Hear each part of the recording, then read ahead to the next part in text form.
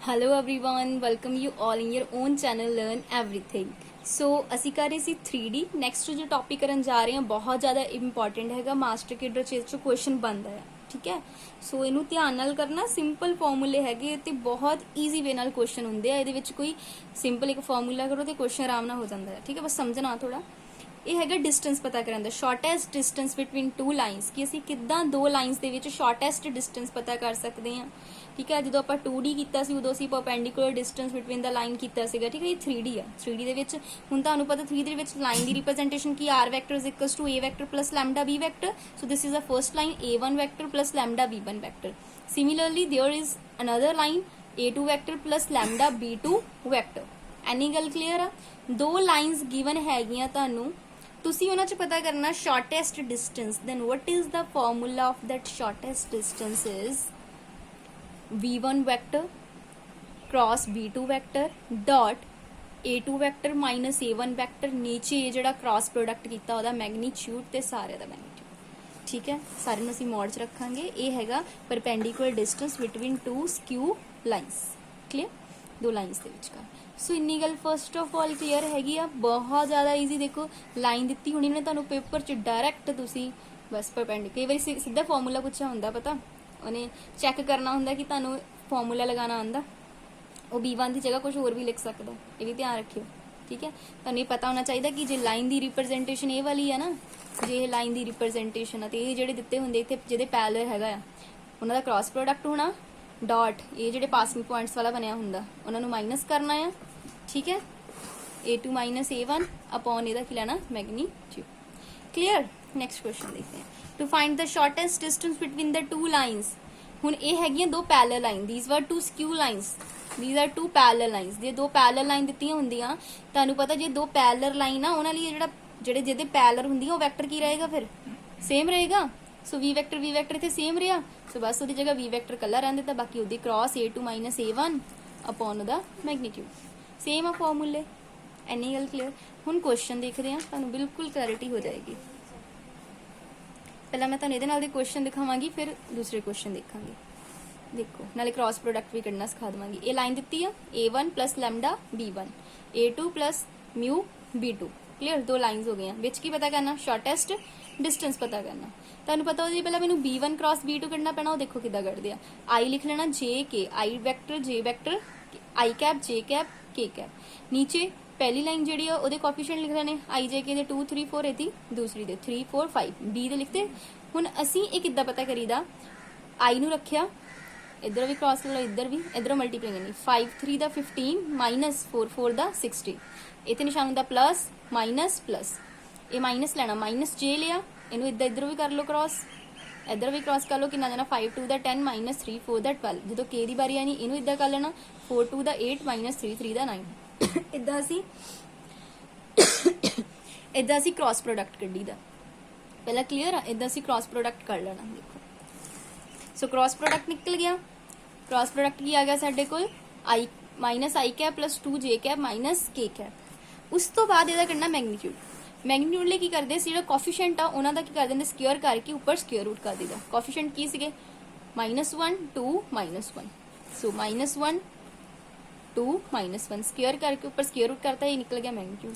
ਇਹਦੀ a2 minus a1, ਇਹ ਕੀ ਸੀ ਸਾਡੇ ਕੋਲ a2, this is a1। i ਚੋਂ i ਵਾਲੇ ਮਾਈਨਸ ਕਰੋਗੇ, j ਚੋਂ j ਵਾਲੇ ਮਾਈਨਸ ਕਰੋਗੇ, k ਚੋਂ k ਵਾਲੇ ਮਾਈਨਸ ਕਰੋਗੇ। ਕਲੀਅਰ। ਮਾਈਨਸ ਕਰਕੇ ਸਾਡੇ ਕੋਲ a2 ਮਾਈਨਸ a1 ਵੀ ਆ ਗਿਆ। ਹੁਣ ਫਾਰਮੂਲਾ ਲਗਾ ਦਿਓ, cross product dot a2 minus a1 ਜਿੰਨਾ ਆਇਆ, ਨੀਚੇ ਕੀ ਸੀਗਾ ਇਹਦਾ ਮੈਗਨੀਟਿਊਡ। ਸਾਰੀਆਂ ਵੈਲਿਊਜ਼ ਪੁੱਟ ਕਰ ਦੇਣੀਆਂ। ਇਹ ਸਾਰੀਆਂ ਵੈਲਿਊਜ਼ ਪੁੱਟ ਕਰ ਦਿੱਤੀਆਂ, ਸਾਡੇ ਕੋਲ ਕੀ ਆ ਗਿਆ, ਇਹ ਆਨਸਰ। ਕਲੀਅਰ। ਨੈਕਸਟ ਇਦਾਂ ਹੀ find the distance between the two lines. ਦੋ ਲਾਈਨਸ ਦਿੱਤੀਆਂ ਹੋਈਆਂ, ਉਹਨਾਂ ਵਿੱਚ ਕੀ ਪਤਾ ਕਰਨਾ ਆਪਾਂ, ਡਿਸਟੈਂਸ। ਦੇਖੋ ਇੱਥੇ ਤੁਹਾਨੂੰ ਦੇਖ ਕੇ ਇੰਨੀ ਗੱਲ ਕਲੀਅਰ ਹੋ ਰਹੀ ਹੈ ਨਾ ਕਿ v ਵੈਕਟਰ ਸੇਮ ਆ। ਇਹਦਾ ਮਤਲਬ ਇਹ ਦੋਨੇ ਲਾਈਨਸ ਕੀ ਆ, ਪੈਰਲਲ ਆ। 2i 3j plus 6k। ਜੇ ਚੀਜ਼ਾਂ ਸੇਮ ਆ ਦੈਟ ਮੀਨਸ ਇਹ ਲਾਈਨ ਆਪਸ ਚ ਕੀ ਆ, ਪੈਰਲਲ। ਮੈਂ ਤੁਹਾਨੂੰ ਹੁਣੇ ਇਹ ਪਿੱਛੇ ਕਰਵਾ ਦਿੱਤਾ। ਉਹਦੇ ਲਈ ਕੀ ਹੋਣਾ ਫਾਰਮੂਲੇ ਚ, v vector as it is ਰਹੇਗਾ a2 ਮਾਈਨਸ a1, ਨੀਚੇ b ਦਾ ਮੈਗਨੀਟਿਊਡ। ਮੈਗਨੀਟਿਊਡ ਕਿੱਦਾਂ ਕੱਢਾਂਗੇ, 2 ਦਾ ਸਕੁਅਰ ਪਲਸ 3 ਦਾ ਸਕੁਅਰ ਪਲਸ 6 ਦਾ ਸਕੁਅਰ, ਸਾਰੇ ਦਾ ਕੀ ਆਏਗਾ, ਸਕੁਅਰ ਰੂਟ। ਦੇਖ ਹੀ ਲਓ ਤੁਸੀਂ, ਹੋਰ ਕਲੈਰਿਟੀ ਹੋ ਜਾਏਗੀ। देखो v ਦਾ मैग्नीट्यूड ਕੱਢਿਆ a1 a2 ਦਿੱਤੇ ਸੀ ਮਾਈਨਸ ਕਰ ਦਿੱਤਾ ਇਹ ਨਿਕਲ ਗਿਆ ਫਿਰ ਕੱਢਣਾ b cross a2 minus a1 ਹੁਣ ਕ੍ਰਾਸ ਕਿੱਦਾਂ ਕੱਢਦੇ ਆ i j k ਲਿਖ ਲੈਣਾ v ਵੈਕਟਰ ਪਹਿਲਾਂ v ਵੈਕਟਰ ਕਿੰਨਾ ਸੀ ਸਾਡੇ ਕੋਲ ਉਹਦੇ ਕੋਫੀਸ਼ੀਐਂਟ 2 3 6 ਫਿਰ a2 ਮਾਈਨਸ a1 ਜਿੰਨਾ ਆ ਗਿਆ i ਚੋਂ i ਘਟਾਣੇ j ਤੋਂ j k ਦੇ ਉਹਦੇ ਕੋਫੀਸ਼ੀਐਂਟਸ ਲਿਖ ਲਏ ਸੋ ਇਹ ਵੀ ਨਿਕਲ ਗਿਆ ਕ੍ਰਾਸ ਪ੍ਰੋਡਕਟ ਕਰਨਾ ਸਿਖਾ ਦਿੱਤਾ ਮੈਂ ਤੁਹਾਨੂੰ ਦੱਸ ਦਿੱਤਾ ਹੁਣ ਬਸ ਆ ਫਾਰਮੂਲੇ 'ਚ ਵੈਲਿਊਜ਼ ਪੁੱਟ ਕਰਨੀ ਹੈ ਵੈਲਿਊਜ਼ ਪੁੱਟ ਕਰ ਲਈ इधर एक क्वेश्चन पेपर्स आंदे आ ठीक है सौखे होंगे क्योंकि जस्ट एक फॉर्मूला या फॉर्मूला तुहानू आंदा ते सम हो जाएगा सो उस तो बाद अगे फॉर्मूला करते हैं आपां कि जे सानू लाइन कार्टीजियन फॉर्म च दित्तियां फिर असीं परपेंडिकुलर डिस्टेंस किद्दां पता करना देखो to find the shortest distance पता करना between the two straight line these are the two straight lines इहदे डायरेक्शन कोसाइंस तुहानू गिवन है ते रेशियोस नहीं cosines given then what is the formula this is the formula x2 - x1 m1 n2 upon m2 minus m2 n1 ठीक है जी इदां ही y2 minus y1 जो y2 minus y1 करोगे देखो this is the y2 इथों y2 minus की करोगे y1 उदों तुसीं इन्हां नूं आपस च मल्टीप्लाई कर दोगे आले दुआले वालियां नूं ते की आ जाएगा n1 l2 minus n2 l1 तुहानूं याद करन दा थोड़ा तरीका दसदी मैं तुहानूं देखो ਜਦੋਂ ਅਸੀਂ ਕੀਤਾ x2 माइनस x1 ਇਹਨਾਂ ਨੂੰ ਛੱਡ ਦੋ ਇਹ ਲਾ ਲਓ ਇਹ ਵਾਲਿਆਂ 'ਚ ਕੀ ਆ ਗਿਆ ਸਾਡੇ ਕੋਲ m1 n2 ਇਧਰੋਂ m1 n2 minus m2 n1 ਜਦੋਂ ਤੁਸੀਂ y ਵਾਲਾ ਲੈਣਾ ਇਹਨੂੰ ਛੱਡ ਦੋ ਇਹਨਾਂ ਦੋਨਾਂ ਨੂੰ ਆਪਸ 'ਚ ਮਲਟੀਪਲਾਈ ਕਰੋ ਠੀਕ ਹੈ ਦੇਖੋ ਕੀ ਕੀਤਾ ਹੋਇਆ n1 l2 ਠੀਕ ਹੈ n2 l1 ਜਦੋਂ ਇਹ ਲਓਗੇ ਤੁਸੀਂ ਇਹਨਾਂ ਦੋਨਾਂ ਨੂੰ ਲਓਗੇ ml ਵਾਲਿਆਂ ਨੂੰ ਠੀਕ ਹੈ ਸੋ ਇਦਾਂ ਦਾ ਫਾਰਮੂਲਾ ਨਹੀਂ ਔਖਾ ਲੱਗੇਗਾ ਇਹਦਾ ਇੱਕ ਸਮ ਦੇਖਦੇ ਹਾਂ ਤੁਹਾਨੂੰ ਹੋਰ ਕਲੈਰਿਟੀ ਹੋ ਜਾਏਗੀ कि ਆਪਾਂ डिस्टेंस किद्दां पता करते हैं between the two lines Cartesian form ਦੇ ਵਿੱਚ बहुत ਲੈਂਥੀ ਜਿਹਾ ਸਮ ਦਿੱਤਾ ਹੋਇਆ ਵੈਸੇ ਤਾਂ ਇੱਥੇ ਠੀਕ ਹੈ ਇੰਨਾ ਲੈਂਥੀ ਨਹੀਂ ਸਾਨੂੰ ਪੇਪਰ 'ਚ ਆਣਾ ਸਾਨੂੰ ਸਿੰਪਲ ਸ਼ਾਰਟ ਵਾਲੇ ਆਣੇ short and distance between the two lines passing points ਦਿੱਤੇ ਆ ਤੇ ਡਾਇਰੈਕਸ਼ਨਸ ਵੀ ਦਿੱਤੀਆਂ ਹੋਈਆਂ ਤੇ ਪਾਸਿੰਗ ਪੁਆਇੰਟਸ ਦਿੱਤੇ ਹੁੰਦੇ ਡਾਇਰੈਕਸ਼ਨ ਦਿੱਤੀਆਂ ਹੁਣ ਕਰ ਲੈਂਦੇ ਹੋ ਨਾ ਪਾਸਿੰਗ ਪੁਆਇੰਟਸ ਪਹਿਲਾਂ ਲਿਖਦੇ ਆ x - 6 y - 2 z - 2 नीचे की लेने आप डायरेक्शन रेशियोज की 1 - 2 ते 2 ਇਹਦੀ दूसरी लाइन ਦੇ ਵੀ ਪਾਸਿੰਗ ਪੁਆਇੰਟ ਤੇ ਡਾਇਰੈਕਸ਼ਨ ਦੋਨੀ ਲਾਈਨਸ ਹੋ ਗਈਆਂ ਹੁਣ ਤੁਸੀਂ ਇਹਦੇ ਲਈ ਕੀ ਪਤਾ ਕਰਨਾ ਉਹਦਾ ਇਹਨਾਂ ਵਿਚਕਾਰ ਕੀ ਪਤਾ ਕਰਨਾ ਸ਼ਾਰਟੈਸਟ ਡਿਸਟੈਂਸ ਉਹਦੇ ਲਈ ਉਹਨੇ ਕੀ ਕੀਤਾ ਦੇਖੋ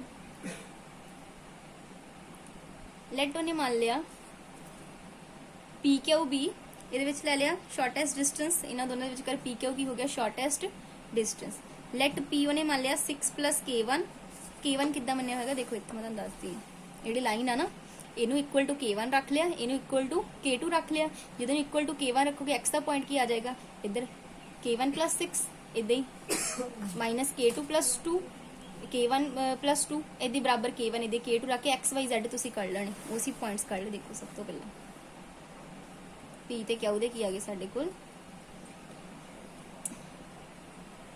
ਇਹ ਆ ਗਏ ਸਾਡੇ ਕੋਲ P ਤੇ Q ਦੇ ਪੁਆਇੰਟਸ ਹੁਣ ਡਾਇਰੈਕਸ਼ਨ ਰੇਸ਼ੀਓਸ ਵੀ ਤੁਹਾਨੂੰ ਕੱਢਣੀ ਆਉਂਦੀ ਹੈ ਕਿੱਦਾਂ ਕੱਢਦੇ ਆਪਾਂ direction ratio first point minus second point ਠੀਕ ਹੈ this point minus this point minus this point ਇਹ ਪੁਆਇੰਟਸ ਨੂੰ ਆਪਸ ਵਿੱਚ ਮਾਈਨਸ ਕਰਕੇ ਆਪਾਂ ਕੀ ਕਰ ਲਈਏ ਡਾਇਰੈਕਸ਼ਨ ਰੇਸ਼ੀਓ ਹੁਣ ਉਸ ਤੋਂ ਬਾਅਦ ਕੀ ਕਹਿ ਰਿਹਾ ਸਾਨੂੰ ਪਤਾ ਜਿਹੜੀ PQ ਲਾਈਨ ਆਫ ਫਰਸਟ ਦੇ ਕੀ ਆ ਪਰਪੈਂਡੀਕੂਲਰ ਇਹ ਜਿਹੜੀ ਲਾਈਨ ਆ PQ ਇਹ ਪਰਪੈਂਡੀਕੂਲਰ ਹੀ ਹੈ ਇਹਦੇ ਸੋ ਇਹਦੇ ਤਾਂ ਸਾਨੂੰ ਲਾਈਨ ਦੇ ਡਾਇਰੈਕਸ਼ਨ ਰੇਸ਼ੀਓਸ ਪਤਾ ਹੀ ਹੈਗੀਆਂ ਲਾਈਨ ਤੋਂ ਦੇਖੋ 1 - 2 ਤੇ 2 ਠੀਕ ਹੈ ਉਹਨਾਂ ਨਾਲ ਅਸੀਂ ਪਰਪੈਂਡੀਕੂਲਰ ਆ ਮਲਟੀਪਲਾਈ ਬਰਾਬਰ ਕੀ ਰੱਖ ਦੇਣੀ 0 ਇਦਾਂ ਹੀ ਇਹ ਜਿਹੜੀ ਇਹਦੇ ਵੀ ਤਾਂ ਪਰਪੈਂਡੀਕੂਲਰ ਹੀ ਆ ਇਹ ਲਾਈਨ PQ ਉਹਦੇ ਤਾਂ ਆਪਾਂ ਡਾਇਰੈਕਸ਼ਨ ਰੇਸ਼ੀਓਸ ਕੱਢ ਲਈਆਂ ਠੀਕ ਹੈ ਉਹਦੀਆਂ ਡਾਇਰੈਕਸ਼ਨ ਰੇਸ਼ੀਓ ਦੀ ਮਲਟੀਪਲਾਈ ਇਹ ਜਿਹੜੀ ਲਾਈਨ L2 ਆ ਉਹਦੇ ਜਿਹੜੇ ਡਾਇਰੈਕਸ਼ਨ ਕੋਸਾਈਨਸ ਹੈਗੇ ਡਾਇਰੈਕਸ਼ਨ ਰੇਸ਼ੀਓਸ ਹੈਗੇ 3 - 2 ਇਹਨਾਂ ਨਾਲ ਇਹਦਾ ਜਿਹੜਾ 0 ਰੱਖ ਦੇਣਾ ਇਦਾਂ ਦੇ ਸਮ ਪਹਿਲਾਂ ਤੁਸੀਂ ਕੀਤੇ ਵੀ ਕਿ ਪਰਪੈਂਡੀਕੂਲਰ ਮਤਲਬ ਉਹਨਾਂ ਦੇ ਡਾਇਰੈਕਸ਼ਨ ਰੇਸ਼ੀਓਸ ਦੀ ਮਲਟੀਪਲਾਈ ਆਪਸ ਵਿੱਚ ਕਰਾ ਦੇਣੀ 0 ਉੱਥੇ ਸਾਡੇ ਕੋਲ ਅਲੱਗ-ਅਲੱਗ ਇਕੁਏਸ਼ਨ ਬਣਨਗੇ ਇਕੁਏਸ਼ਨ ਤੋਂ ਸਾਡੇ ਕੋਲ ਕੀ ਨਿਕਲ ਜਾਣਗੇ K1 K2 ਨਿਕਲ ਜਾਣਗੇ ਕਲੀਅਰ तो बस साढ़े को पॉइंट्स निकल जाएंगे पॉइंट्स कड्डन तो बाद तुसी की करना उन्हां विच कर की पता कर लेना परपेंडिकुलर डिस्टेंस ये पॉइंट निकल गए 540 इदां ही साडे कोल ऊपर भी पॉइंट्स निकल गए होंगे and this is the point Q दे निकल गए ठीक है हाँ जी आ देखो तुहानूं पॉइंट्स दिते हुए आ ना these are the given point इत्थों ने K1 की वैल्यू कड्डी पॉइंट्स पुट कर दिते हैगे ने ये वाले पॉइंट्स पुट करके साडे कोल वैल्यूज आ जांदियां कि 5 एक पॉइंट आ जांदा एक 4 आ जांदा एक की आ जांदा पॉइंट साडे कोल 0 आ जांदा क्योंकि ਅਸੀਂ ਇਹਨੂੰ PQ ਨੂੰ ਜਦੋਂ ਪਰਪੈਂਡੀਕੂਲਰ ਕੱਢਿਆ ਸੀ ਸਾਡੇ ਕੋਲ ਇਕੁਏਸ਼ਨ ਬਣੀ ਸੀਗੀ ਇਹਦੀ ਸਾਡੇ ਕੋਲ ਇਹ ਇਕੁਏਸ਼ਨ ਬਣੀ ਸੀ ਇਹਨਾਂ ਇਕੁਏਸ਼ਨਸ ਨੂੰ ਜਦੋਂ ਆਪਾਂ ਸੋਲਵ ਕੀਤਾ ਫਿਰ ਅਸੀਂ ਇਹ ਪੁਆਇੰਟਸ ਕੱਢੇ ਇਦਾਂ ਇਹਨੂੰ ਪੁੱਟ ਕਰ ਦਿੱਤਾ ਅਗਲੀ ਇਕੁਏਸ਼ਨ ਤੇ ਸਾਡੇ ਕੋਲ ਇਹ ਵਾਲੇ ਪੁਆਇੰਟਸ ਆ ਗਏ ਠੀਕ ਹੈ। ਪੁਆਇੰਟਸ ਤਾਂ ਸਾਨੂੰ ਇਹਨਾਂ 'ਚ ਸ਼ਾਰਟੈਸਟ ਡਿਸਟੈਂਸ ਜਿਹੜਾ ਕੀ ਕਰਨਾ ਸੀ ਆਪਾਂ ਪਤਾ ਕਰਨਾ ਸੀ। ਕਲੀਅਰ? ਇਹ ਈਜ਼ੀ ਹੁੰਦਾ ਆ, ਪੇਪਰ 'ਚ ਉਹਨੇ ਡਾਟਾ ਕੀ ਦੇ ਦੇਣਾ, ਸਿੰਪਲ ਦੇ ਦੇਣਾ ਜਿਹੜਾ ਬਹੁਤ ਈਜ਼ੀਲੀ ਸੋਲਵ ਹੋ ਜਾਵੇ। ਠੀਕ ਹੈ। ਸੋ ਇਹ ਤਾਂ ਲਾਈਨਸ ਬਣਾਉਣੀਆਂ, ਬਸ ਤੁਸੀਂ ਲਾਈਨਸ ਬਣਾ ਕੇ ਇਹ ਦੇਖੋ। ਏਡੇ ਵੱਡੇ ਵੱਡੇ ਸਮ ਕਰਨ ਦਾ ਇੱਕ ਹੋਰ ਫਾਇਦਾ ਆ, ਜੇ ਤੁਸੀਂ ਇਹਨਾਂ ਨੂੰ ਸਮਝੋਗੇ ਨਾ, ਕਈ ਵਾਰੀ ਉਹ ਕਨਸੈਪਚੁਅਲ ਜੀ ਚੀਜ਼ ਪਾ ਦਿੰਦਾ, ਤੁਹਾਡੀ ਬਾਰ-ਬਾਰ ਰਿਪੀਟ ਵੀ ਹੋ ਰਹੀ ਹੈ। ਹੁਣ ਇਹ 'ਚ ਕਈ ਰਿਪੀਟ ਹੋ ਗਈ ਕਿ ਤੁਹਾਨੂੰ ਜੇ ਪੁਆਇੰਟਸ ਗਿਵਨ ਹੈਗੇ ਤੇ ਡਾਇਰੈਕਸ਼ਨ ਰੇਸ਼ੋ ਤਾਂ ਇਕੁਏਸ਼ਨ ਆਫ ਲਾਈਨ ਕਿੱਦਾਂ ਬਣਦੀ ਆ। ਸੋ ਜਿੰਨੀ ਵਾਰੀ ਇਹ ਚੀਜ਼ਾਂ ਨੂੰ ਦੇਖੋਗੇ ਉਨਾ ਜ਼ਿਆਦਾ ਕਲੀਅਰ ਹੁੰਦਾ ਜਾਏਗਾ ਨਾ। ਸੋ ਇਹ ਵੀ ਇੱਕ ਬਹੁਤ ਵੱਡਾ ਫਾਇਦਾ ਹੈਗਾ। ਸੋ ਇਹ ਚੀਜ਼ਾਂ ਨੂੰ ਦੇਖਣਾ। ਉਸ ਤੋਂ ਬਾਅਦ ਅਸੀਂ ਚੈੱਕ ਕਰਨਾ ਹੈਗਾ ਆ ਕੋਲੀਨੀਅਰ ਕੋਪਲੈਨੈਰਿਟੀ, ਅਸੀਂ ਇਹਨਾਂ ਦੀ ਚੈੱਕ ਕਰਨੀ ਆ ਦੋ ਲਾਈਨਸ ਦੀ। ਠੀਕ ਹੈ। ਸੋ ਉਹਦੇ ਲਈ ਕੀ ਹੁੰਦਾ ਆ, ਜਿੱਦਾਂ ਫੋਰ ਐਗਜ਼ਾਮਪਲ ਤੁਹਾਨੂੰ ਕਾਰਟੀਜ਼ੀਅਨ ਫਾਰਮ 'ਚ ਲਾਈਨ ਦਿੱਤੀਆਂ ਹੋਈਆਂ ਨਾ, ਇਹ ਉੱਪਰ ਤੁਹਾਨੂੰ ਲਾਈਨਸ ਮੰਨ ਲਓ ਕੋਈ ਗਿਵਨ ਹੋਣਗੀਆਂ, ਤੁਸੀਂ ਕਰਨਾ x2 - x1 y2 - y1 z2 - z1 a1 b1 c1 a2 b2 c2। ਠੀਕ ਆ। ਇਹ ਵਾਲੇ ਡਾਇਰੈਕਸ਼ਨ ਰੇਸ਼ੀਓਸ ਉਹ ਬਰਾਬਰ ਜੇ ਉਹਨਾਂ ਦਾ ਡਿਟਰਮੀਨੈਂਟ ਬਰਾਬਰ 0 ਆਉਂਦਾ, ਦੈਟ ਮੀਨਸ ਉਹ ਲਾਈਨ ਕੀ ਹੈਗੀਆਂ, ਕੋਲੀਨੀਅਰ ਹੈਗੀਆਂ ਨੇ। ਜਿੱਦਾਂ ਇੱਥੇ ਦੇਖੋ, ਇਹ ਦੇਖੋ, ਇਹ ਮੈਂ ਚੈੱਕ ਕਰਨੀ ਹੈ ਲਾਈਨਸ ਕੋਪਲੇਨਰ ਹੈ ਕਿ ਨਹੀਂ। ਲਾਈਨਸ ਦਿੱਤੀਆਂ ਹੀ ਮੇਰੇ ਕੋ, ਪੁਆਇੰਟਸ ਵੀ ਇੱਥੋਂ ਨਿਕਲ ਜਾਣਗੇ x1 y1 z1 x2 y2 z2 x2 - x1 y2 - y1 z2 - z1 ਕਰ ਦੇਣਾ ਆਪਾਂ ਇੱਥੇ ਨੀਚੇ a1 b1 c1 a2 b2 c2। ਸੋ ਉਹਨਾਂ ਦੇ a1 b1 c1 ਦੇਖੋ ਕਿੰਨੇ ਦਿੱਤੇ ਹੋਏ ਆ, -3 1 5 ਇਹਦੀ -1 2 5। ਇਹ ਵਾਲੀ ਵੀ ਇੱਥੇ ਪੁੱਟ ਕਰਤੇ। ਡਿਟਰਮੀਨੈਂਟ ਤੁਹਾਨੂੰ ਸਾਰਿਆਂ ਨੂੰ ਕੱਢਣਾ ਆਉਂਦਾ ਹੈ ਤਾਂ ਸਿਖਾਉਣ ਦੀ ਲੋੜ ਨਹੀਂ। ਜੇ ਬਰਾਬਰ 0 ਆ ਗਿਆ that means the given lines R ਕੋਪਲੇਨਰ। ਸੋ ਇਹ ਵੀ ਇੱਕ ਸਿੰਪਲ ਜੇ ਪੁੱਛ ਲੈਣ ਤਾਂ ਅਸੀਂ ਇਹ ਵੀ ਚੈੱਕ ਕਰਨਾ ਹੁੰਦਾ ਕਿ ਇਹ ਕੋਪਲੇਨਰ ਹੈਗੇ ਕਿ ਨਹੀਂ ਹੈਗੇ।